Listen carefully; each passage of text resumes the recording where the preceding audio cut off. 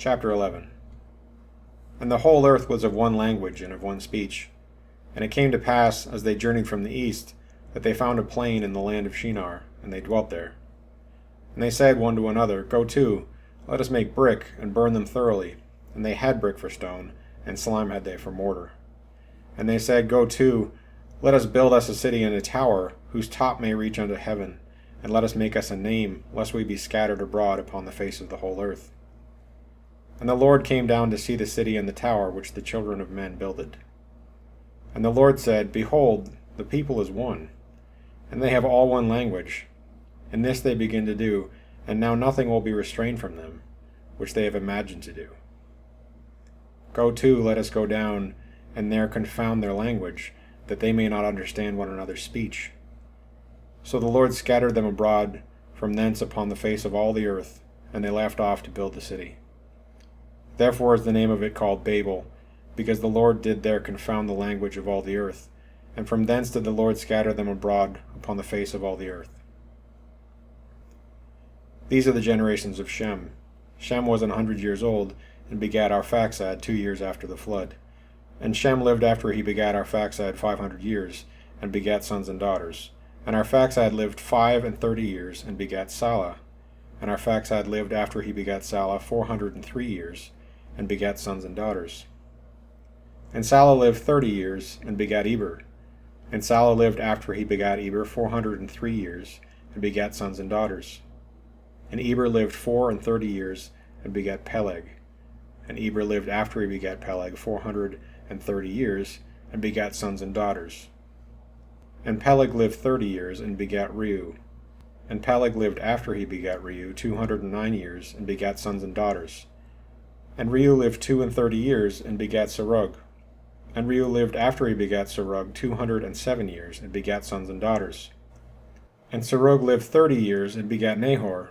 And Serug lived after he begat Nahor 200 years, and begat sons and daughters. And Nahor lived 29 years, and begat Terah.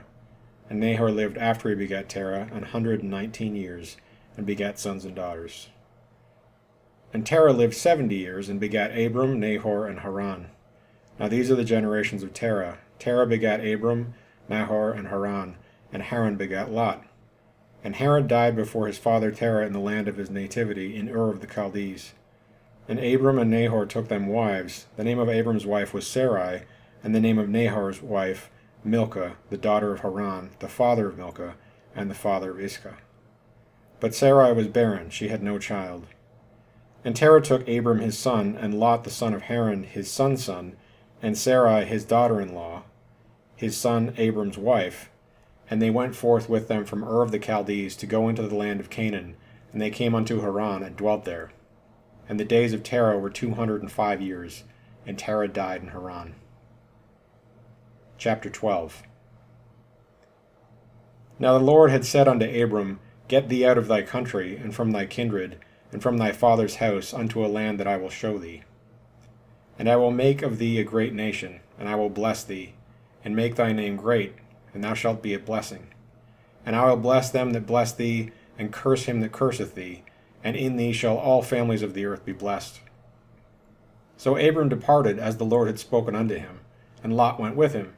And Abram was 75 years old when he departed out of Haran.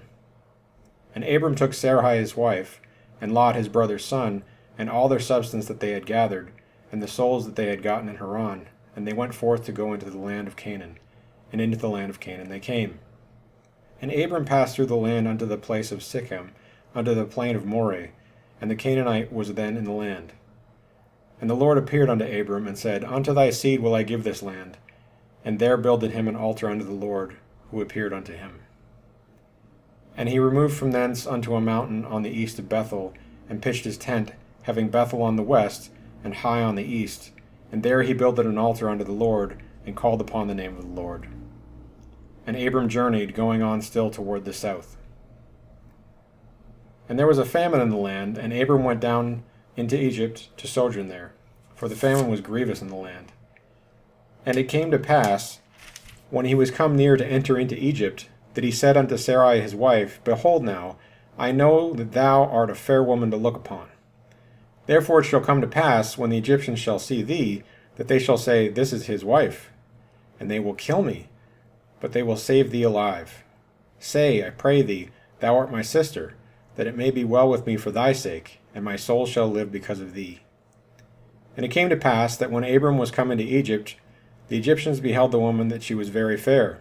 The princes also of Pharaoh saw her, and commended her before Pharaoh, and the woman was taken into Pharaoh's house.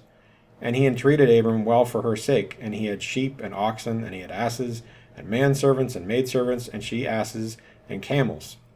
And the Lord plagued Pharaoh and his house with great plagues because of Sarai Abram's wife. And Pharaoh called Abram and said, What is this that thou hast done unto me? Why didst thou not tell me that she was thy wife? Why saidst thou, She is my sister? So I might have taken her to me to wife. Now therefore behold thy wife, take her, and go thy way. And Pharaoh commanded his men concerning him, and they sent him away, and his wife, and all that he had. Chapter 13. And Abram went up out of Egypt, he and his wife, and all that he had, and Lot with him, into the south. And Abram was very rich in cattle, in silver, and in gold. And he went on his journeys from the south even to Bethel, unto the place where his tent had been at the beginning, between Bethel and Hai, unto the place of the altar which he had made there at the first. And there Abram called on the name of the Lord. And Lot also, which went with Abram, had flocks and herds and tents, and the land was not able to bear them, that they might dwell together, for their substance was great, so that they could not dwell together. And there was a strife between the herdmen of Abram's cattle and the herdmen of Lot's cattle, and the Canaanite and the Perizzite dwelled then in the land. And Abram said unto Lot, Let there be no strife, I pray thee, between me and thee, and between my herdmen and thy herdmen, for we be brethren. Is not the whole land before thee? Separate thyself, I pray thee, from me. If thou wilt take the left hand, then I will go to the right, or if thou depart to the right hand, then I will go to the left. And Lot lifted up his eyes, and beheld all the plain of Jordan, that it was well watered everywhere, before the Lord destroyed Sodom and Gomorrah, even as the garden of the Lord, like the land of Egypt, as thou comest unto Zoar. Then Lot chose him all the plain of Jordan, and Lot journeyed east, and they separated themselves the one from the other. Abram dwelled in the land of Canaan, and Lot dwelled in the cities of the plain, and pitched his tent toward Sodom. But the men of Sodom were wicked and sinners before the Lord exceedingly. And the Lord said unto Abram, after that Lot had separated from him, Lift up now thine eyes, and look from the place where thou art, northward and southward and eastward and westward. For all the land which thou seest, to thee will I give it, and to thy seed forever. And it will make thy seed as the dust of the earth, so that if a man can number the dust of the earth, then shall thy seed also be numbered. Arise, walk through the land in the length of it and in the breadth of it, for I will give it unto thee. Then Abram removed his tent, and came and dwelt in the plain of Mamre, which is in Hebron, and built there an altar unto the Lord. Chapter 14. And it came to pass in the days of Amraphel king of Shinar, Arioch king of Elasar, Chedorlaomer king of Elam, and Tidal king of nations, that these made war with Bera king of Sodom, and with Birsha king of Gomorrah, Shinab king of Admah, and Shemeber king of Zeboim, and the king of Bela, which is Zoar. All these were joined together in the vale of Siddim, which is the salt sea. 12 years they served Chedorlaomer, and in the 13th year they rebelled.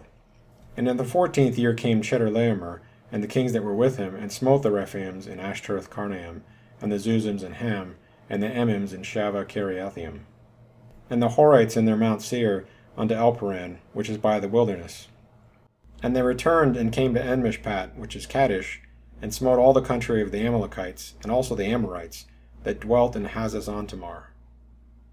And there went out the king of Sodom, and the king of Gomorrah, and the king of Admah, and the king of Zeboim, and the king of Bela, the same as Zoar, and they joined battle with them in the vale of Siddim, with Chedorlaomer the king of Elam, and the Tidal king of nations, and Amraphel king of Shinar, and Arioch king of Elasar, 4 kings with 5. And the vale of Siddim was full of slime pits, and the king of Sodom and Gomorrah fled, and fell there, and they that remained fled to the mountain. And they took all the goods of Sodom and Gomorrah, and all their victuals, and went their way. And they took Lot, Abram's brother's son, who dwelt in Sodom, and his goods, and departed. And there came one that had escaped, and told Abram the Hebrew, for he dwelt in the plain of Mamre the Amorite, brother of Eshcol, the brother of Aner, and these were confederate with Abram. And when Abram heard that his brother was taken captive, he armed his trained servants, born in his own house, 318, and pursued them unto Dan. And he divided himself against them, he and his servants, by night, and smote them, and pursued them unto Hobah, which is on the left hand of Damascus. And he brought back all the goods, and also brought again his brother Lot, and his goods, and the women also, and the people. And the king of Sodom went out to meet him after his return from the slaughter of Chedorlaomer, and of the kings that were with him, at the valley of Shaveh, which is the king's dale. And Melchizedek, king of Salem, brought forth bread and wine, and he was the priest of the Most High God. And he blessed him, and said, Blessed be Abram of the Most High God, possessor of heaven and earth, and blessed be the Most High God, which hath delivered thine enemies into thy hand. And he gave him tithes of all. And the king of Sodom said unto Abram, Give me the persons, and take the goods to thyself. And Abram said to the king of Sodom, I have lifted up mine hand unto the Lord, the Most High God, the possessor of heaven and earth, that I will not take from a thread even to a shoe latchet, and that I will not take anything that is thine, lest thou shouldst say, I have made Abram rich. Save only that which the young men have eaten, and the portion of the men which went with me, Aner, Eshcol, and Mamre. Let them take their portion.